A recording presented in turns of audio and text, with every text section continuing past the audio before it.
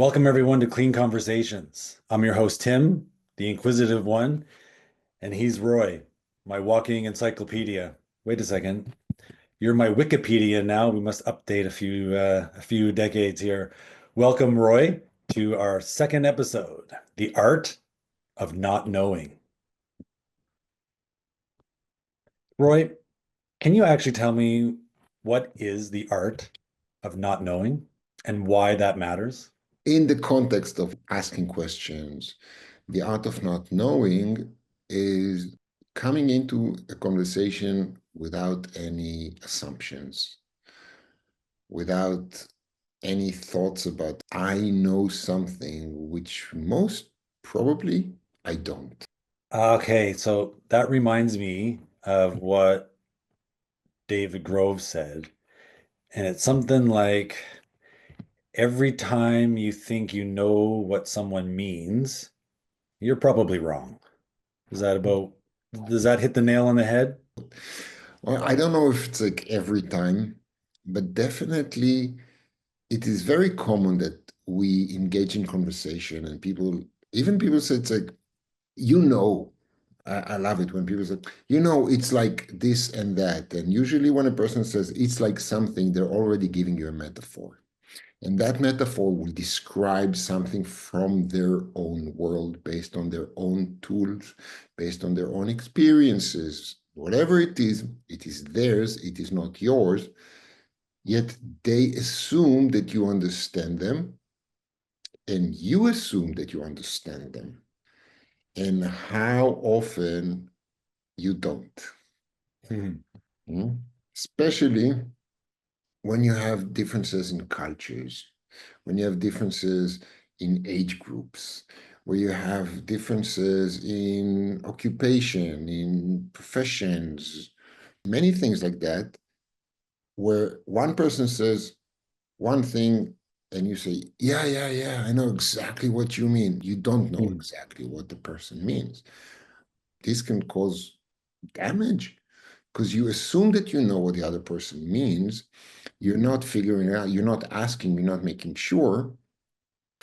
And later on, when there's a misunderstanding, but I said, no, no, no, no, no, you didn't say, yes, I did. Well, how Hmm. was I supposed to understand? You said you understand me, right? Of course, as human beings, we cannot go and ask about everything. What did you mean by that? So we make assumptions. And those assumptions just help us get through the daily life of interacting with everyone because everyone has their own stuff. You all agree a tree is a tree. When someone says that tree, okay, I have a general understanding. It may not be the same tree in our mind, but still, Think it a could be very, the difference. let's say you meet someone and he tells you that he's been to a great restaurant. It was delicious. You're like, oh, fantastic. Then you go to that restaurant and it was horrible. How could he say it's delicious? Because you assume that his delicious will be your delicious. Yeah, delicious is delicious. Well, no, Not. delicious is very personal. It is okay. So then, if we're able to get into that, what would be the first question that you could use to not know? Okay.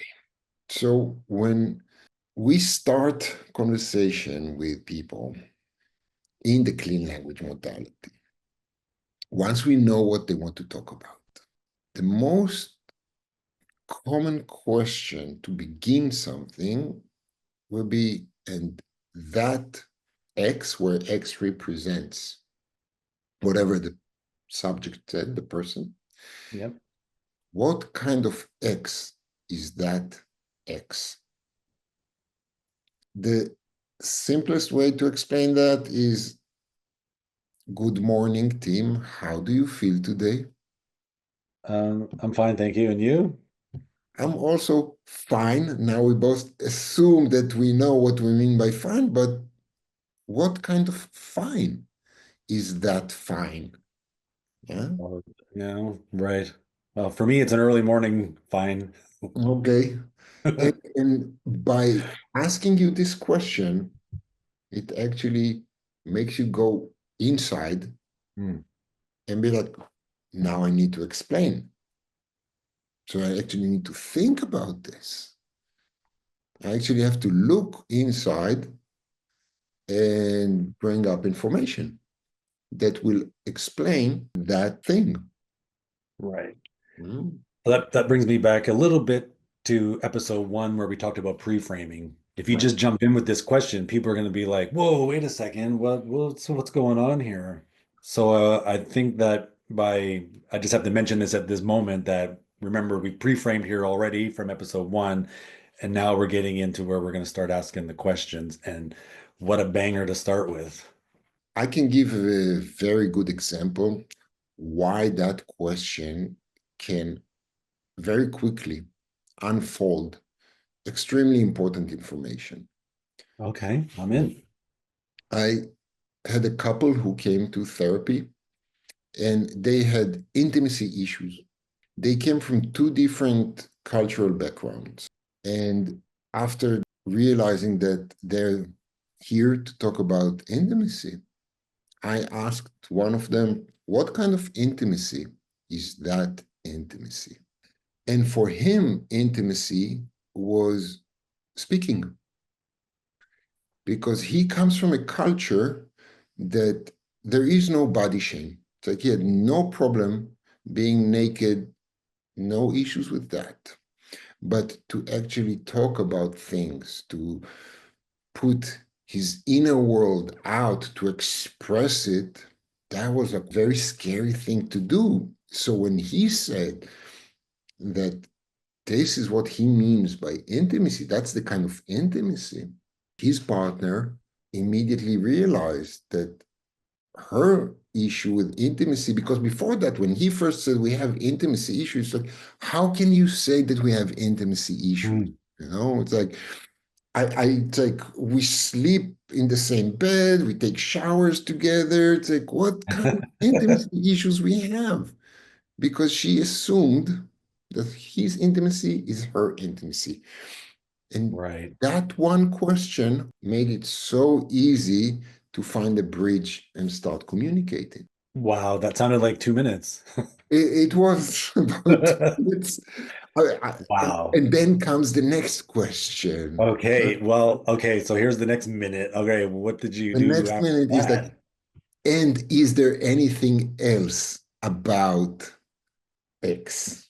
I love these questions. No, They're so I so gotta know simple. what happened when you asked that question. First, you ask, what kind of X is that X? And usually you get a headline. Most people will not dive very deep into it.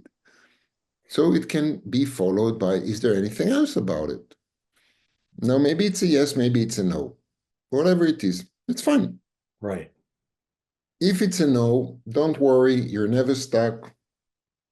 There are more questions that you can ask. We're just not talking about today.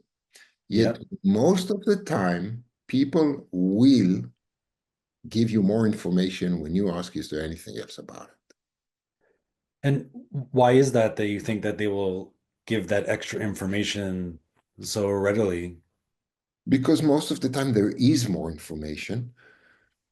So this question is really about diving deeper.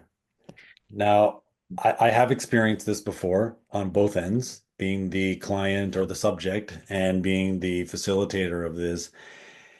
And it really is powerful because you're right, that question, is there anything else about X? The follow-up question to the Jedi question one is so impactful because sometimes they really have to go in.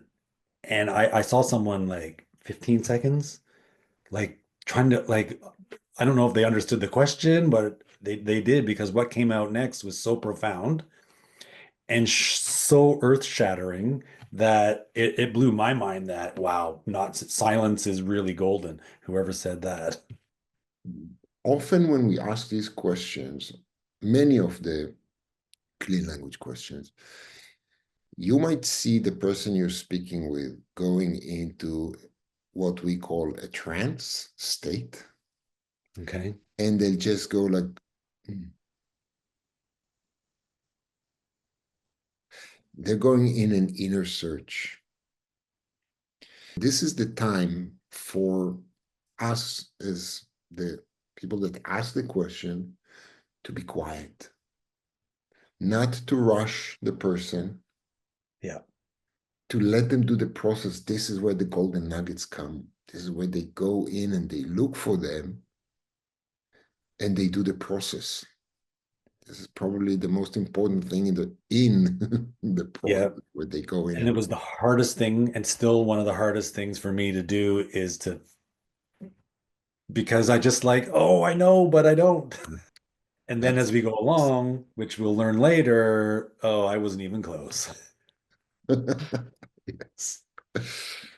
So these are the two basic questions which you can have a whole conversation where you just ask these two questions. Back and forth. What kind of X is that? Is there anything more about X? Then they And will then you give just an pick a new answer. word and Exactly. and keep going. Yeah. Well, I think that would make a great listener challenge. Just one clean question, 1 week. Just randomly ask someone, what kind of X is that X? And listen, just listen. Great. All right, until next week, where the questions are clean and the answers are yours. This is Tim and Roy, clean language and clean conversations for you and I. Bye bye. Thank you. Bye.